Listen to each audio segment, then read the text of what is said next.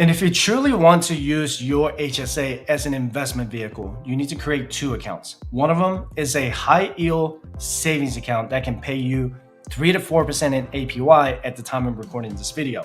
And you can download this spreadsheet at any time for absolutely free by visiting firesightchat.com/resources. So I have a high yield savings account that pays me about 4% in APY, and I strictly use that for all of my medical expenses. So I pay cash with it. So the first thing I do is look back at the previous year's expenses to find out how much I spent on medical, dental, and vision expenses. Because I get paid biweekly, I like to contribute to my HYSA every 2 weeks. So if I spend $3,000 last year and if I divide it by 26, let me type that on there, then I need to contribute $115.38 every 2 weeks to have $3,000 by the end of the year, right? So if I need to make a withdrawal for a dental copay, let's say in April here, okay, and that cost me, let's say, $200. Let me put it here. I just make the withdrawal here in April, and I'm still going to have money throughout the year. This is also called a sinking fund with targeted expenses. And I also get to carry over my fund year over year. And if I have any leftovers in my sinking fund, then I can just use them for the following year. I actually don't mind having a balance in my medical expense sinking fund because I want to use it in case of an emergency. So it's sort of like used as an emergency fund too. And for my HSA fund, I'm going to show you this. This is my HSA fund. This is a fun spreadsheet to use, but I can choose either an individual or family plan. For 2023, the maximum contribution limit for the individual plan is $3,850, and for the family plan is $7,750. So if I select the family plan, it automatically calculates how much I need to contribute every 2 weeks. And if I do the individual plan, then it's $148 for every paycheck that needs to be deducted 26 times to get to the maximum contribution of $3,850. But if you're getting an employer contribution, then you'll need to put the amount right here. Okay, so let's say you're getting a $500 employer contribution for the individual plan. Then your contribution amount is automatically reduced from $148 to $128. Did you see that? Let me show that again if you didn't see it. Let me zero it out. You see, without the employer contribution, it's $148 every 2 weeks, right? If I add $500, then now it's reduced to $128 every 2 weeks. Pretty fancy, right? So I encourage you to join my private Facebook group or become a member of my channel because I have a public live stream and private group session every other Wednesday to talk about all kinds of financial independence, investment, and early retirement strategies. You can visit firesightchat.com/pricing or firesightchat.com/coaching to schedule your financial coaching session. Let's switch it to the family plan. And if my employer contributes, it's usually double the individual plan. So let's say it's $1,000 from the employer contribution. Did you see that how it's automatically reduced from $298 to $259 every 2 weeks? Because again, the employer contribution counts towards your total personal contribution limit. So if your employer contributes $1,000, then you're only allowed to contribute up to $6,750. And if you look at the top left corner here, where it says 8%, that's the interest and earnings you expect to accrue for the year. And obviously, this is just a prediction, but you can put whatever percentage you want up here, depending on the type of investment you have. The S&P 500 has performed at a 12% average annually for the past 10 years. But a lot of people hate it when I put 12%, so I just put 8% to be conservative. And if you think 8% is too much, then I don't know what else to tell you. Anyway, let's go to the HSA. Let's see how the HSA can perform over the years.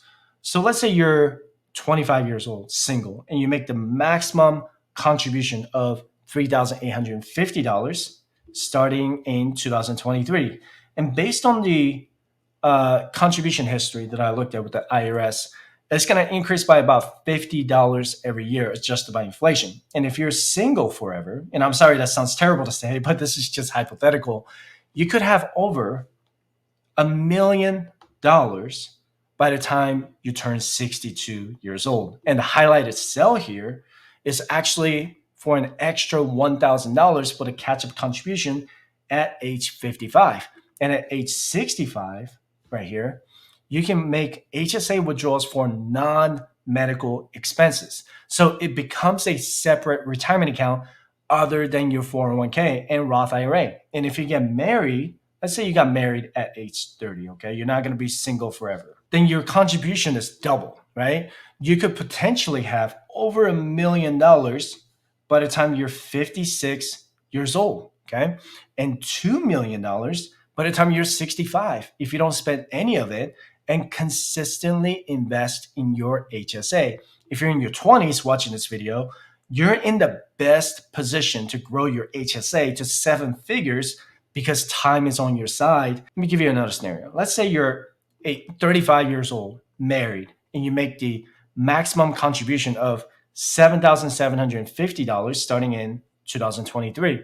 And based on the contribution history, it's going to increase by about $100 every year, adjusted by inflation. And you know what? I did not, this is all added by $50. That's fine. I'll just leave it at 50. Okay. And with an 8% average annual return, you would still have about $1 million by the time you turn 65. And that's if you stop contributing at age 60. Okay. And the key is to maximize your contribution every year and not spend any money from your HSA. Use the high yield savings account or the sinking fund that I showed you earlier and use cash to pay for your medical expenses so you can hyper accumulate your HSA investment. Just imagine having even $500,000 in your HSA when you're in your 50s.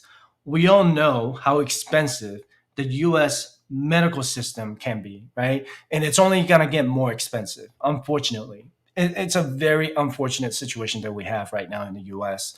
But in your 20s, 30s, and 40s, you're in the best financial position to maximize your HSA contributions so that you can retire early. Let's say you're in your 40s, okay, or late 40s or 50s. I don't want you to be discouraged. You can still invest in the HSA because having something is better than having nothing at all. And I know you're more self-conscious about your health now. So having an HSA might give you that peace of mind going into your retirement. And the average healthcare cost for a retired couple is about $300,000 in today's dollars. So if you start contributing at age 45, by age 62, you'll get to $300,000 with an 8% annualized return by age 62. And I'd be comfortable with having over $300,000 in my HSA to help pay for Medicare Part B, Part D, and Medicare Advantage premiums when I'm 65 years old. And let's say, even if you start late at age 55, maximizing your contribution every year until age 62 will still give you around $100,000 with an 8% average annual return. The problem here is that the 8% is going to be really hard to achieve because the timeline is a lot shorter than when you're 45 or 50. So I would be more conservative and say it's a 6 or 7% return. And I'm just going to put 6% here, okay? A 6% return will still give you a $93,000, just about. And that's if I'm on the family plan. The individual plan would be approximately over half of that, and let's say it's about $52,000. But again, even with the late start, it is still better than having something than having nothing at all in the HSA. And you know that your medical expenses will be much more when you're in your 50s and 60s. Now is the time to get ready and start investing. And remember that when you're 65, and if you decide to enroll in Medicare, you can use your HSA to help pay for Medicare Part B, Part D, and Medicare Advantage premiums. If you're in your 20s, 30s, and 40s, do not waste your time and start maximizing your HSA because you're self-insuring long-term care that you're going to need when you're older. And you're not just going to have the HSA, but hopefully you'll have your Roth IRA, 401k, or TSP to help you supplement your pensions going into your retirement. And you could also reimburse yourself with medical receipts in the future if you decide not to use your HSA to pay for your medical expenses now. And I'm not using my HSA at all because I want to reimburse myself with my medical receipts when I retire early. And am maximizing my HSA investments so that they can grow exponentially over the years. And if you're wondering if you're eligible for the HSA, just go back 10 or 15 minutes in this live stream when I talked about it. But if you're watching this on replay, then I'll have clips published on my channel, and just search for the HSA playlist. And I encourage you to download all of the spreadsheets I just showed you by going to my website, and they're completely free for you to use. And I'm going to show you the investment options in the next segment of this live stream.